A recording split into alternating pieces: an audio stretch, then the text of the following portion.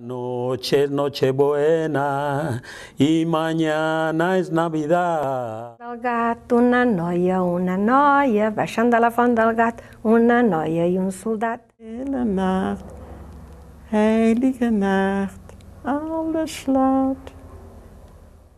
Zusterland, Zirna, volna, Cheyenne, volna, Bekadona. Pins volna, Karika, forduljon ki, Mansurkának tánca.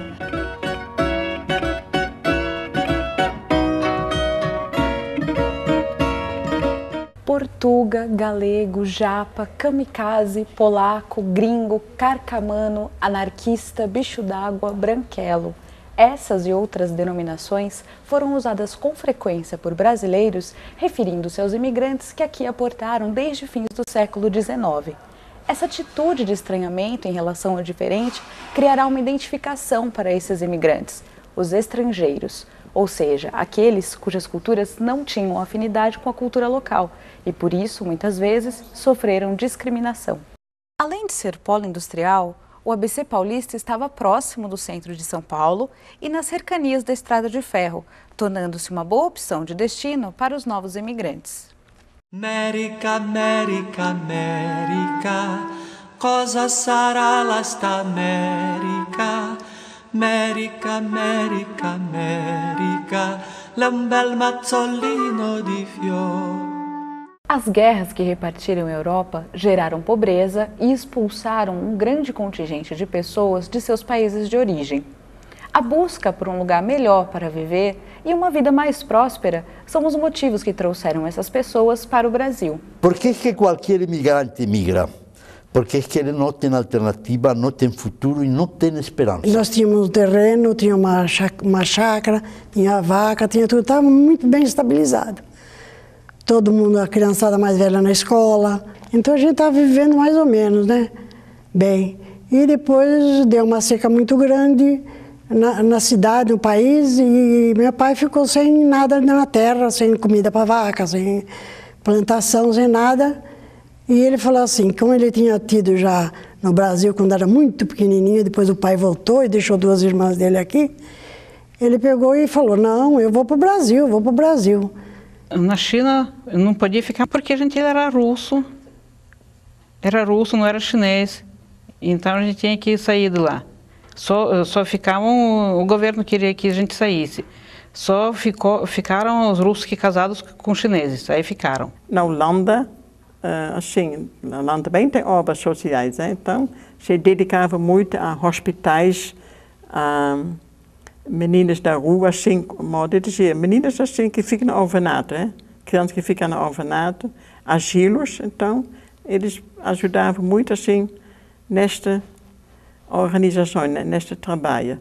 E além disso, essa organização tinha disponibilidade para terceiro mundo, como se fala naquela época, terceiro mundo falava, né? Então, daí houve uma oportunidade, eu tinha 31 anos, 31, daí eles pediam pessoas para o Brasil, em casa, para Santo André. Então, que era um projeto de uma jornalista trouxe lá na Holanda, que ele fez aqui uma reportagem, e levam para lá. Apelaram no mundo inteiro quem podia aceitar os imigrantes, né? Então, apareceu vários países, Austrália, Marrocos francês, Estados Unidos, Brasil, tinha outros pequenos países. Então, falando que vou fazer o que aqui? Eu queria mais rápido cair fora daqui, né? Mas o que os imigrantes sabiam sobre o Brasil? A Aurora Miranda fez um filme, que, se não me engano, chamava Eu Vou para a Bahia. Era um filme que era meio desenho e meio filme. Saía o Pato Donald, o Zé Carioca e o Galo mexicano. Cada um desses personagens representava um país, né?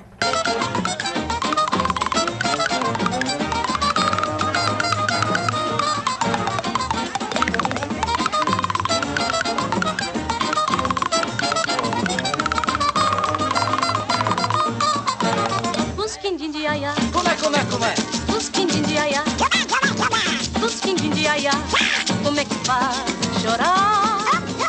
Meu pai não precisava ter vindo porque ele estava indo bem com o negócio, tanto é, mas ele teve a ideia de aventura e vamos. Tinha uma tia nos Estados Unidos, uma irmã da minha mãe, que já estava há algum tempo nos Estados Unidos, já tinha propriedades e mandou documentação para nós garantindo a nossa ida para os Estados Unidos. Minha mãe não quis ir para os Estados Unidos, veio para o Brasil. Ela falou que Deus mandou ela para o Brasil, um país que tem um formato de uma cruz. Então no Brasil eu fiquei a salvo. Então minha mãe, ela quis salvar o filhinho dela e conseguiu. Quando nós estávamos lá na nossa terra, tinha um senhor que já tinha estado no Brasil, falava para nós, olha, tem gente da cor deste chale. Chale, sabe o que é? Preto, né? Lá tem a mula de cabeça, sem cabeça, e ele falava essas coisas para a gente. Tem cobra que te esperam numa árvore, assim, eles faziam. Tinha vezes que estávamos na lareira, assim, no inverno, e a gente ia fazer serão, um na casa dos outros. E ele, então, começava a contar essa história, toda a molecada que estava na frente do fogo ia para trás, de medo. As narrativas orais desses imigrantes são constituídas do pensamento, memória e subjetividade de cada um. São reinterpretações do passado, movidas pela memória, considerada não como um fenômeno individual, mas sim como uma construção social. Momentos importantes como a partida do país de origem ficam guardados na memória e podem sofrer alterações por esquecimentos e silenciamentos. Mas isso não é um problema, porque esquecer é inerente ao ato de lembrar. A mentalidade da época é quando a gente saía de um país assim de navio, era para nunca mais voltar. Nem tinha condições, era uma despedida igual a morte. Era muito dramático, muita choradeira, gente querendo se atirar lá de cima. Eu só sei que o navio começou a sair do porto, e tinha uma bandinha lá, começou a tocar Arrivederci Roma, e aquilo foi a pior desgraça, porque aí sim que a choradeira foi geral, né? Arrivederci Roma, goodbye, au revoir. Uma despedida assim, para toda a vida. Não é que nem hoje, você pega um avião e vai para a Itália, e é mais fácil de pegar. Naquele tempo, era uma viagem, o valor da viagem era incalculável para a gente. Então meu avô levou a gente lá para tomar um navio. E tomamos um navio, ficamos à beira do convés, né? Minha mãe ficou com as crianças, tudo. E depois o meu irmão mais novo, Mário, quis dormir. Minha mãe pegou ele e foi pôr no berço. Aí ela pegou e voltou no navio. No convés, para ver meu avô, para dar o último adeus. E já só viu céu e água, e ela começou a chorar porque não tinha dado o último adeus para o pai dela, né? A rua era como daqui na esquina, uma carroça atrás do outro. Saíram. Jovem na idade dele, 20 anos, 20 e pouco, moças, meninas com 14, 16, 18 anos. Então tinha um com violino, outro tinha com acordeão, outro tinha com uma flauta. E a pessoa de idade ia com uma vela acesa.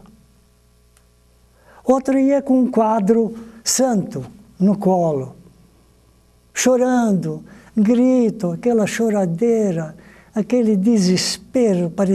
Para mim, representava que nós não tínhamos mais lugar lá para sobreviver em cima dessa terra. De madrugada, tinha aquela estrela grande, estrela d'alva, né? E então a gente começou a cantar. Então começamos a cantar assim. Adeus, ó terra, adeus, linda serra. Adeus, ó terra, adeus, linda serra, da neve a brilhar. Adeus, aldeia, eu levo na ideia, não mais cá voltar. Adeus, ó terra, adeus, linda serra, da neve a brilhar. Eu nunca esqueci disso, porque aí nós chorávamos também, sabe?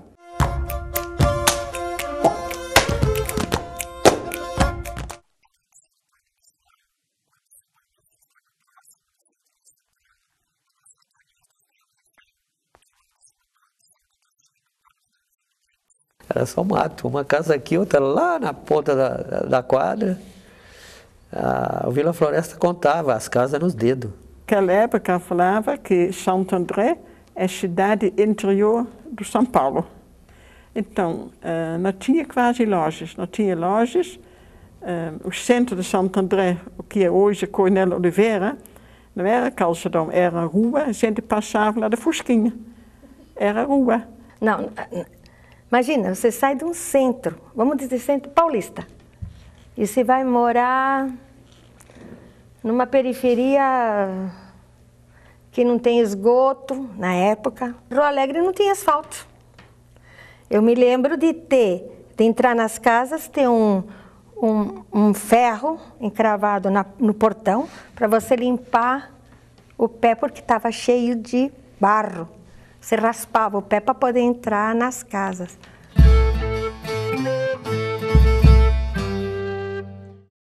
Minha mãe se pintava em Barcelona se costumava tingir o cabelo, se pintar. Aqui minha mãe teve que parar de se pintar porque achavam que ela era uma puta.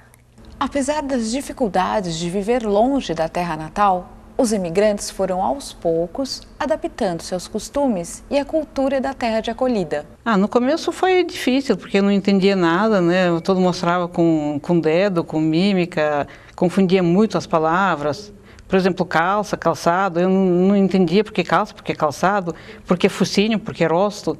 Eu achava tudo igual. Eu pegava e falava, ai, olha, não sei o que me deu, comprar 5 quilos de arroz a mais, 2 quilos de feijão, 1 quilo de açúcar.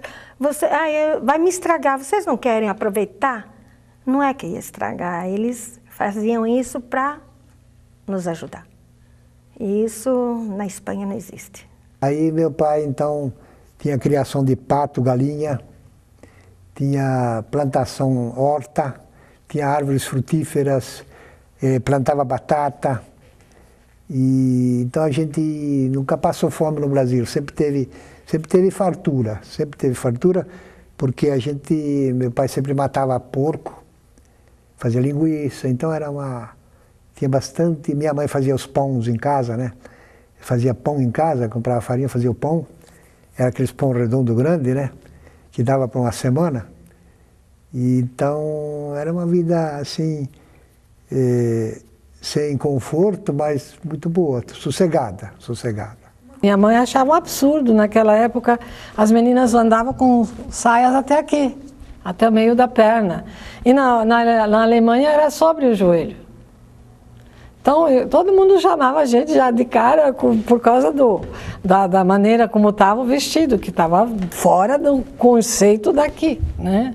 São coisas assim que realmente a gente percebe, mas não senti dificuldade, não. Não foi difícil e foi muito receptivo sempre. As pessoas ajudaram mais do que desajudaram, sabe? Meus pais também nunca reclamaram de que tivesse havido uma predisposição de prejudicar. Não era prejudicar, era para ajudar.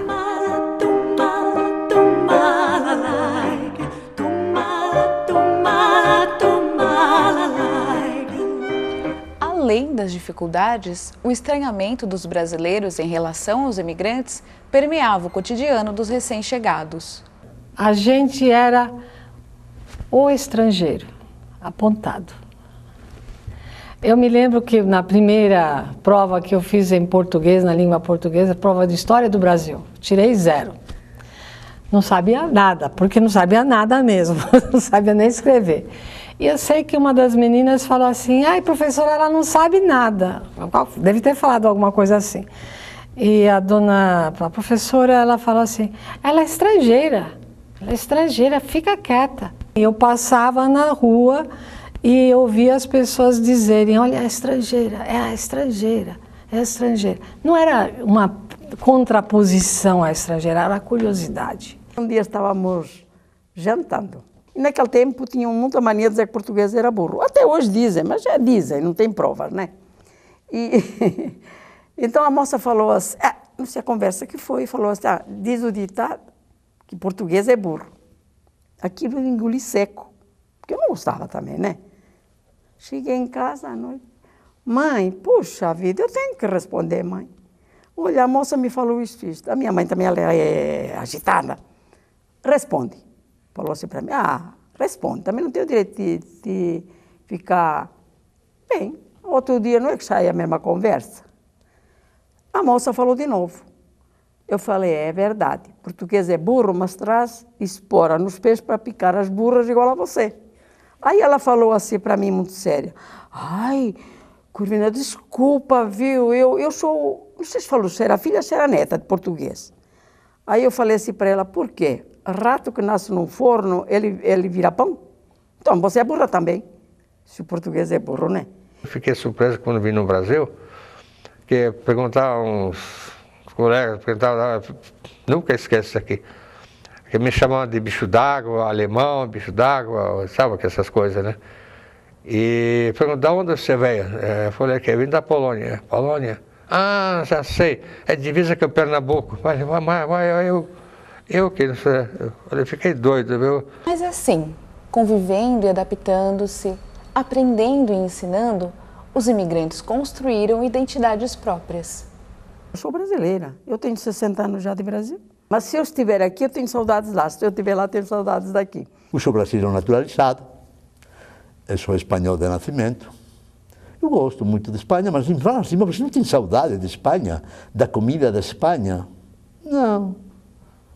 Gosta da Espanha? Gosto. Uma coisa sempre boa a Espanha, para ver a minha irmã, né? A meu irmão. Eu gosto dos livros dos autores espanhóis.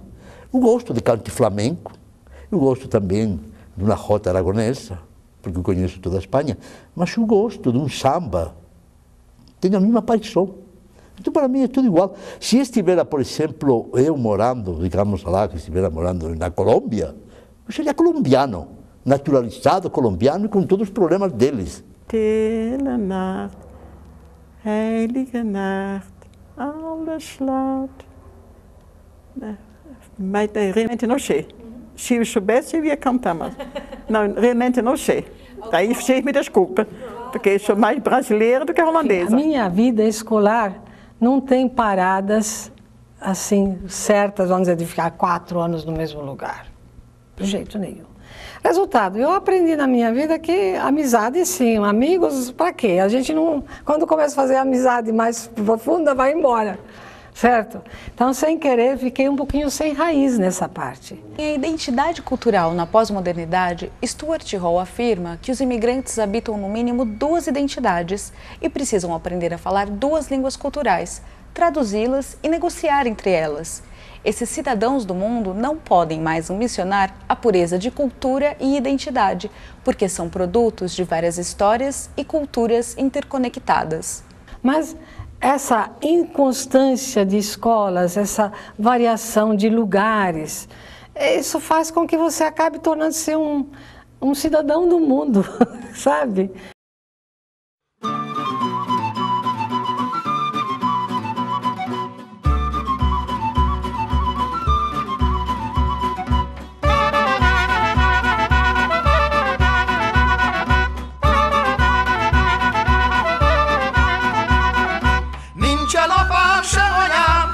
Istenem, se hazám, se bölcsőm, se szenvedőm, se csókom, se szeretőm.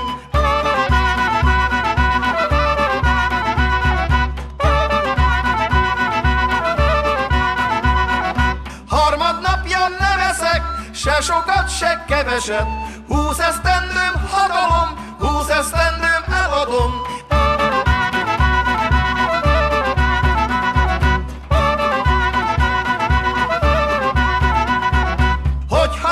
Senkinek, hát az ördög veszi meg.